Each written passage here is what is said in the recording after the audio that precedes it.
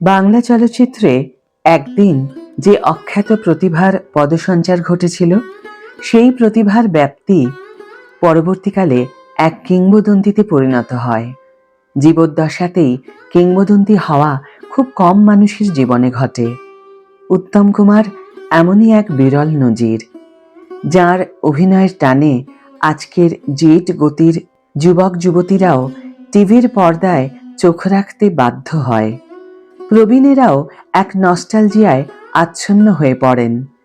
অতি সাধারণ আর পাঁচটা মধ্যবিত্ত পরিবারের মানসিকতায় বেড়ে ওঠা মানুষটি রূপলী জগতে পা রেখে খুব একটা স্বস্তিতে ছিলেন না।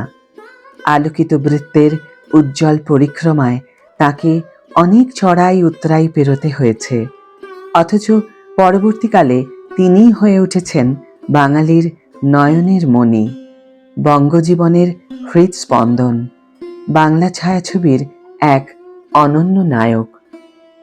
High everyone, welcome back to my channel Anjana Anjaniya. বন্ধুরা, তোমাদের সকলকে আমার এই ছোট্ট ইউটিউব চ্যানেলে স্বাগত জানাই। 1926 সালে 3রা সেপ্টেম্বর আহিরিটোলায় মামার বাড়িতে জন্ম হয় অরুণ কুমার চট্টোপাধ্যায়ের। পিতা সাতকড়ি চট্টোপাধ্যায়, মা চপলা দেবী। 3 ভাইয়ের মধ্যে জ্যেষ্ঠ, অপর 2 ভাইয়ের নাম বরুণ ও তরুণ। মামার বাড়িতে নাটকের রেওয়াজ ছিল। শহীদ সমাজ নামে একটি পারিবারিক থিয়েটার দল ছিল। 1935 সালে 9 বছর বয়স থেকে অভিনয়ের প্রতি আগ্রহ তার। পাড়ার ছেলেদের নিয়ে লুনার ক্লাব নাম দিয়ে একটি নাটকের দল তৈরি করেন। প্রথম নাটক রবীন্দ্রনাথের মুকুট। 1936 সালে চক্রবেড়িয়া স্কুলে পড়ার সময় গয়াসুর নাটকে অভিনয় করে প্রশংসা ও পুরস্কার অর্জন করেছিলেন তিনি। 1942 সালে সাউথ সুবারবান স্কুল থেকে ম্যাট্রিক পরীক্ষায় পাশ করেন। স্বদেশী আন্দোলনের সময় প্রভাত ফেরিতে তাঁর লেখা ও সুরারোপিত গান গাওয়া হতো। কমার্স নিয়ে বিএতে ভর্তি হন গভর্নমেন্ট কমার্শিয়াল কলেজে। একই সঙ্গে সঙ্গীত শিক্ষা নিতে শুরু করেন নিদান বন্দ্যোপাধ্যায়ের কাছে। 1944 সালে পোর্ট কমিশনার্স অফিসে ক্যাশিয়ার পদে চাকরি এবং চক্রবেড়িয়া মনোরমা স্কুলে সঙ্গীত শিক্ষকতা শুরু করেন। ভবানীপুরে নিজের পাড়ার গণেশদাকে ধরে স্টুডিওতে এক্সট্রা হিসাবে অভিনয়ের সুযোগ আসে। পারিশ্রমিক দৈনিক 1 টাকা 4 আনা। মায়াডোর নামে একটি হিন্দি ছবিতে প্রথম অভিনয় করার সুযোগ পান তিনি, যদিও ছবিটি মুক্তি পায়নি। 1948 সালে নিতিন বসু পরিচালিত দৃষ্টিদান ছবিতে অভিনয় করেন তিনি। ছবিটি মুক্তি পায় 24শে এপ্রিল। বলা যেতে পারে এটি তার প্রথম ছবি। ছবির প্রচার পুস্তিকায় অরুণ কুমারের নাম ছিল না। ছবিটি ফ্লপ হয়েছিল। 1 জুন গৌরী দেবীর সঙ্গে বিয়ে হয় তাঁর। 1949 সালে নবেন্দু সুন্দর বন্দ্যোপাধ্যায় পরিচালিত কামনা, যা 26শে ফেব্রুয়ারি 1949-এ রিলিজ করে, সেই ছবিতে অরুণ কুমারের পরিবর্তে উত্তম চট্টোপাধ্যায় নামে প্রথম নায়ক চরিত্রে অভিনয় করেন তিনি। এটিও বক্স অফিসে অসফল। 1950 সালে এমপি স্টুডিওতে স্টাফ আর্টিস্ট রূপে যোগ দেন মাসিক 400 টাকা পারিশ্রমিকে। দিগম্বর চট্টোপাধ্যায় পরিচালিত মর্যাদা ছবিতে পুনরায় নাম পরিবর্তন করে অরূপ কুমার নামে অভিনয় করেন। 1951 সালে অগ্রদূত পরিচালিত সহযাত্রী ছবিতে উত্তম কুমার নামে অভিনয় করেন। ছবিটি মুক্তি পায় 10ই মার্চ। 7ই সেপ্টেম্বর পুত্র গৌতমের জন্ম হয়। 1952 সালে নির্মল দে পরিচালিত বসু পরিবার ছবিটি মুক্তি পায় 11ই এপ্রিল। উত্তম কুমার অভিনীত এই ছবিটি প্রথম হিট ছবি বলা যেতে পারে। পোর্ট কমিশনার্সের চাকরি ছেড়ে চলচ্চিত্রে অভিনয়ের জন্য নিজেকে সম্পূর্ণভাবে নিয়োগ করেন। 1953 সালে সুচিত্রা সেন উত্তম কুমার অভিনীত প্রথম ছবি 74.5 মুক্তি পায় 20 ফেব্রুয়ারি। পেশাদার রঙ্গমঞ্চ স্টার থিয়েটারে শ্যামলী নাটকে নায়কের ভূমিকায় অভিনয় শুরু করেন তিনি। নাটকে প্রধান অভিনেত্রী ছিলেন সাবিত্রী চট্টোপাধ্যায়। 1954 সালে সমস্ত রেকর্ড ভেঙে দিয়ে জনপ্রিয়তার শীর্ষে পৌঁছে গিয়েছিল উত্তম সুচিত্রা অভিনীত অগ্নিপরীক্ষা ছবিটি। এই ছবি থেকেই উত্তম কুমারের রোমান্টিক নায়কের ইমেজ গড়ে ওঠে। 1955 সালে 300 রজনী অভিনয়ের পর 13ই নভেম্বর শ্যামলী নাটক বন্ধ হয়। হ্রদ ছবিতে অভিনয়ের জন্য সাংবাদিকদের বিচারে শ্রেষ্ঠ অভিনেতার পুরস্কার পান তিনি। 1956 সালে প্রথম ছবিতে গান গেয়েছিলেন উত্তম কুমার। নচিকেতা ঘোষের সুরে নবজন্ম ছবিতে তার গাওয়া গানের সংখ্যা ছিল 6টি। 1957 সালে চলচ্চিত্র প্রযোজনা শুরু। প্রথম ছবি হারানো সুর।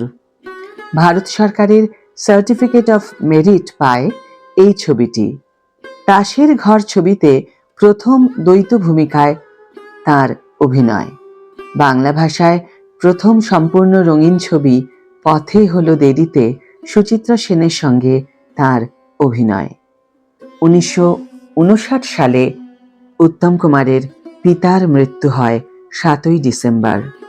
1961 সালে BFJA প্রদত্ত শ্রেষ্ঠ অভিনেতার পুরস্কার পান তিনি সপ্তপদী ছবির জন্য। 1964 সালে নিজস্ব প্রযোজিত ছবি যতুগৃহ ভারত সরকারের সার্টিফিকেট অফ মেরিট লাভ করে। 1966 সালে উত্তম কুমারকে মনে রেখে সত্যজিৎ রায় লিখেছিলেন নায়ক ছবির চিত্রনাট্য। সাধারণ মধ্যবিত্ত ঘরের এক অভিনয় পাগল যুবক ছবিতে নেমে তরতরিয়ে সাফল্যের শিখরে পৌঁছে যাচ্ছে। এই অবস্থায় এই যুবকের মনে কি ধরনের দ্বিধা দ্বন্দ্ব দেখা দিতে পারে, তার মূল্যবোধে কি পরিবর্তন হতে পারে, এই ছিল গল্পের বিষয়। নায়ক অরিন্দমের চরিত্রে অভিনয় তাঁর। এই ছবির সুবাদেই বার্লিন চলচ্চিত্র উৎসব কমিটির আমন্ত্রণে তার বার্লিন যাত্রা। সেই প্রথম তার বিদেশ ভ্রমণ। শুধু একটি বছর ছবিটি প্রথম পরিচালনা করেন তিনি। প্রথম সঙ্গীত পরিচালনা করেন কাল তুমি আলেয়া ছবিতে। BFJA এর শ্রেষ্ঠ অভিনেতা নায়ক হন তিনি। 1967 সালে ভারত সরকার চলচ্চিত্রে শ্রেষ্ঠ অভিনয়ের জন্য ভরত পুরস্কার প্রচলন করেন। প্রথম বছরেই চিড়িয়াখানা ও অ্যান্টনি ফিরিঙ্গি ছবিতে অভিনয়ের জন্য উত্তম কুমার এই পুরস্কার পেয়েছিলেন। প্রথম হিন্দি ছবি ছোটি সি মুলাকাত মুক্তি পায়। ছবির প্রযোজক ছিলেন উত্তম কুমার নিজে, পরিচালক আলো সরকার। BFJA প্রদত্ত শ্রেষ্ঠ অভিনেতার পুরস্কার পান তিনি গৃহদাহ ছবিতে। 1968 সালে 6ই সেপ্টেম্বর শিল্পী সংসদ প্রতিষ্ঠিত হয় এবং উত্তম কুমার প্রথম সভাপতি হন। প্রীতি ক্রিকেট খেলার মাধ্যমে সরকারি ত্রাণ তহবিলে 1 লক্ষ টাকা দান করেন তিনি। 1969 সালে কলকাতা পুরসভা নাগরিক সংবর্ধনা জানায় 19শে জানুয়ারি। 1970 সালে বন্যা ত্রাণের অর্থ সংগ্রহের উদ্দেশ্যে শিল্পী সংসদের উদ্যোগে প্রদর্শনী ক্রিকেট খেলার আয়োজন করেন তিনি। 1971 সালে এখানে পিঞ্জর ছবিটির জন্য BFJA এর শ্রেষ্ঠ অভিনেতার পুরস্কার পান তিনি। 1972 সালে BFJA কর্তৃক শ্রেষ্ঠ অভিনেতার সম্মান স্ত্রী ছবির জন্য তিনি পান এবং প্রসাদ পত্রিকা কর্তৃক পুরস্কৃত হন। 1973 সালে শিল্পী সংসদ প্রযোজিত বনপলাশির পদাবলী ছবির পরিচালনা করেন তিনি। 1974 সালে অমানুষ ছবিতে অভিনয়ের জন্য BFJA এবং পশ্চিমবঙ্গ সরকার কর্তৃক পুরস্কৃত এবং ফিল্মফেয়ার পত্রিকাও পুরস্কৃত করে তাকে। বন্যা ত্রাণের জন্য মালদায় বিচিত্রানুষ্ঠান করে 2 লক্ষ টাকা দান করেন তিনি। 1975 সালে দুস্থ শিল্পী ও কলাকুশলীদের বাসস্থানের জন্য জমি কেনেন তিনি। 1976 সালে বহ্নি শিখা ছবিতে অভিনয় করে শ্রেষ্ঠ অভিনেতার পুরস্কার পান তিনি। 1977 সালে আনন্দ আশ্রম ছবিতে অভিনয়ের জন্য প্রসাদ পত্রিকার পুরস্কার প্রাপ্তি ঘটে তাঁর। সব্যসাচী ছবিতে সুরকারের দায়িত্ব পালন করেন। 1978 সালে শিল্পী সংসদের উদ্যোগে মুম্বাই, মাদ্রাজ এবং বাংলার শিল্পীদের নিয়ে প্রীতি ক্রিকেট খেলে 4.5 লক্ষ টাকা সংগ্রহ করেন। 1 মার্চ তার একমাত্র পুত্র গৌতমের বিয়ে হয়। 1979 সালে অগাস্ট মাসে টেগর সোসাইটির আমন্ত্রণে আমেরিকা সফর করেন তিনি। 29 সেপ্টেম্বর নাতনি নবমিতার জন্ম হয়। 1979 সালের 10 ডিসেম্বর উত্তম কুমার হৃদরোগে আক্রান্ত হন।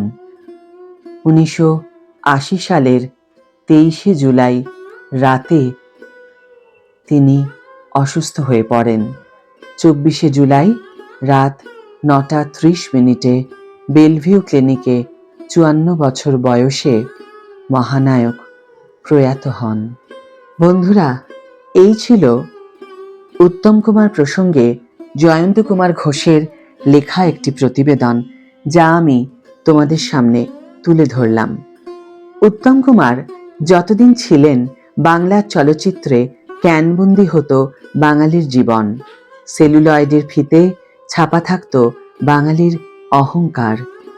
তিনি নেই, তাই বাঙালির চলচ্চিত্র আর বাংলার প্রাণের কথা বলে না। অথচ একদিন তাঁরই মধ্যে আমরা খুঁজে পেয়েছিলাম বাঙালির প্রেম ও প্রতিবাদের উচ্চারণ। তাঁর জীবনযাপনের স্বতন্ত্র ছন্দে তিনি হয়ে উঠেছিলেন বাঙালির স্বপ্নের আদর্শ পুরুষ। তার অভাবে আজ সেই স্বপ্ন ভেঙে চুরমার। বাঙালির রোম্যান্টিক সত্তার ঘটেছে বিনাশ, অন্তত রূপলী পর্দায়। তবু তিনি আমাদের মধ্যেই আছেন, থাকবেন চলমান জীবনে চিরদিন অমর হয়ে। মহানায়কের প্রতি অগাধ শ্রদ্ধা জানিয়ে আজকের ভিডিও আমি এখানেই শেষ করছি। বন্ধুরা, ভিডিওটি যদি ভালো লেগে থাকে তাহলে অবশ্যই একটি ছোট্ট করে লাইক দিও, শেয়ার করো বন্ধুদের সাথে, কমেন্ট করে তোমাদের মতামত অবশ্যই জানিও। যারা এখনো আমার চ্যানেলটিকে সাবস্ক্রাইব করনি তারা অবশ্যই চ্যানেলটিকে সাবস্ক্রাইব করে আমার পাশে থেকো।